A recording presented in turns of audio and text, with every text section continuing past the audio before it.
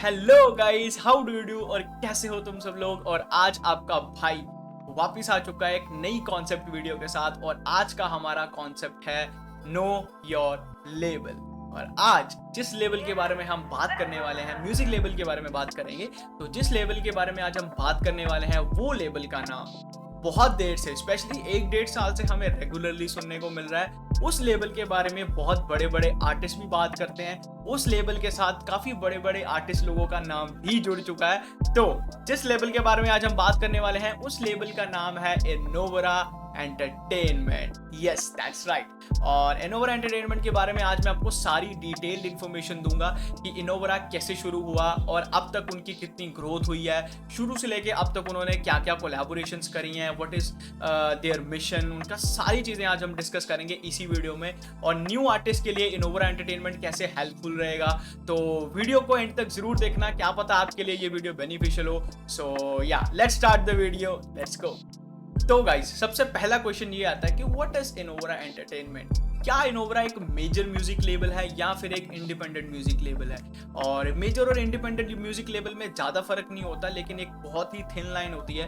तो वो मैं आज आपको डिफरेंस क्लियर करूंगा। सबसे पहली चीज तो इनोवरा एंटरटेनमेंट एक इंडी म्यूजिक लेबल है। इंडी यानी इंडिपेंडेंट म्यूजिक लेबल है। इंडिपेंडेंट म्यूजिक लेबल्स वो होते हैं जो बड़ी बड़ी कॉर्पोरेशंस के साथ काम नहीं करते हैं या फिर मेजर लेबल के साथ कोलैबोरेशंस में नहीं काम करते हैं, या कर भी सकते हैं या यूजुअली वो नहीं करते हैं। और वो टीवी एंड जो बाकी चीजें होती हैं उनके साथ उनके टाई अप्स नहीं होते हैं। ये एक कुछ ग्रुप ऑफ पीपल का किया हुआ एक स्टार्टअप होता है और इसमें कम आर्टिस्ट साइंड होते हैं और ये थोड़ा आर्टिस्ट फ्रेंडली लेबल्स होते हैं as compare to revenue friendly.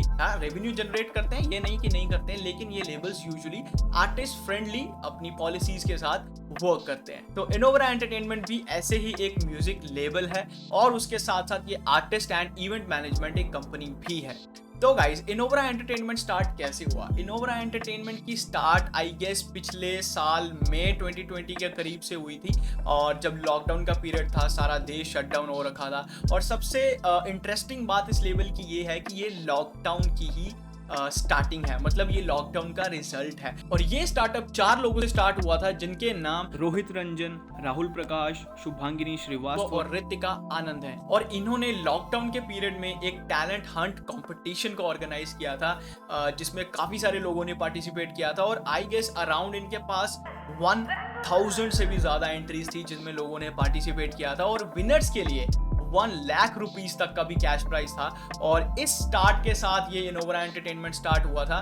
और फिर वहां से आगे बढ़ते बढ़ते ये एक एक्चुअली में इंडिपेंडेंट म्यूजिक लेबल की फॉर्म में डेवलप हो गया। और पिछले साल जुलाई 2020 में इनोवरा एंटरटेनमेंट फाइनली एक म्यूजिक लेबल की फॉर्म में लॉन्च हुआ था।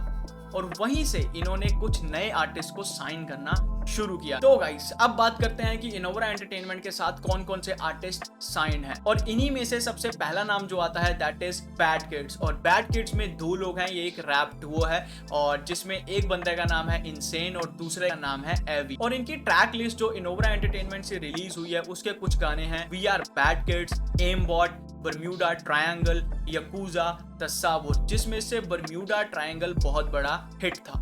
और दूसरे आर्टिस्ट जो इनोवरा एंटरटेनमेंट से साइंड है वो है कनिष्क सिंह और ये टाटानगर झारखंड से बिलोंग करते हैं। और इनकी ट्रैक लिस्ट है जमाने से, हाई जैक, प्रेम रोग, अलग सी ट्रिप, टाटा का लड़का, जिसमें से जो जमाने से गाना है उसमें इनके पास फीचरिंग थी हमारी इंडस्ट्री के सबसे बड़े ओजी दैट इज सिकंदर कालों की। इनके साथ और भी आर्टिस्ट साइंड हैं जैसे कि ब्रेव वर्ल्ड जो कि रायपुर छत्तीसगढ़ से हैं, क्रेजर जो धनबाद झारखंड से हैं और कैंडिड निब जो देहरादून उत्तराखंड से हैं। So here comes the high time of Innovera entertainment जब इनोवरा एक्स लोका हुआ था। इनोवरा एंटरटेनमेंट ने लोका के साथ उसकी ईपी के लिए एक डील करी जिस ईपी का नाम था ऑटोबायोग्राफी। और उस ईपी में बहुत ही कमाल के गाने थे जिन गानों को बहुत ज़्यादा लोगों ने सपोर्ट किया, बहुत ज़्यादा लोगों ने प्यार दिया।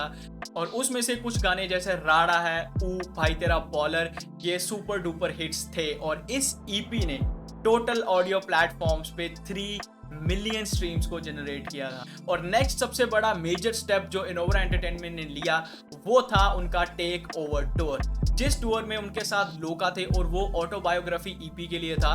और ये सबसे पहला टूर इनका हुआ था बेंगलोर में 4 दिसंबर को। और नेक्स्ट इनका टूर जो हुआ था वो था रांची में, अगेन लोका के साथ मिलके, जो ऑल्सो एक बहुत बड़ी सक्सेस था। और सेकेंड मेजर इनोवरा एंटरटेनमेंट की जो ईपी की डील हुई थी वो हुई थी रैपर ध्रुव के साथ, और उनकी ईपी का नाम था अनलॉक। और इस ईपी में काफी अच्छे रैपर्स की भी कोलैबोरेशन थी, जैसे सिकंदर कालो, ट्रेसी एंड सिद्दक सिंह। और इसके बाद इनोवरा एंड सिकंदर कालो का कोलैब आया, जिसमें उनके साथ रॉब सी भी थे, और गाने का नाम था लास्ट मिनट। हम सब ने गाना वो सुना है, वो बहुत ही प्यारा गाना था। इनके और भी काफी बड़े बड़े आर्टिस्ट के साथ कोलैब्स आते रहे हैं, जैसे हरजस के साथ एक कोलैब आया था जिसका नाम था पानी की तरह। और इनका एक और कोलैब आया था वक्श एंड काम के साथ। और काम एक ऐसे आर्टिस्ट हैं जो सीधे मौत रैप डुओ से बिलोंग करते हैं, और सीधे मौत एक ऐसा रैप डुओ है जो हमारे इंडिया का one of the finest rap duos में से एक है। फिर इनकी कोलैब हुई मॉब डी के साथ, और मॉब डी और इनोवरा का जो गाना आया था वो था ब्रेक लाइट्स। बहुत अच्छा गाना था, मैंने अपने चैनल पे उस पर रिएक्शन भी किया है, you guys can go and watch it. और गाइस एक और बात कंफर्म्ड है कि इनोवरा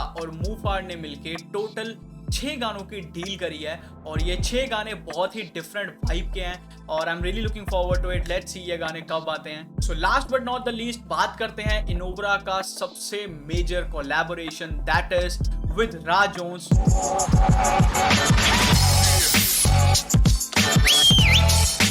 जो कि उन्होंने शो शुरू किया था द रा जोन्स शो। और रा जोन्स को कौन नहीं जानता, रा जोन्स हमारी इंडस्ट्री की काफी बड़ी और काफी पुरानी इन्फ्लुएंशियल पर्सनैलिटी है। और जो रा जोन्स शो है वो एक हिप हॉप टॉक शो है, जिसमें हिप हॉप आर्टिस्ट को बुलाया जाता है और उनके साथ एक बात करी जाती है उनके पर्सनल लाइफ के बारे में, उनके म्यूजिक प्रोसेस के बारे में। जिस शो में काफी बड़े बड़े रैपर्स को भी फीचर किया गया, जिसमें कुछ सीधे मौत, बाली, लिल गोलू, 47 और इक्का जैसे बड़े बड़े नाम्स भी शामिल थे।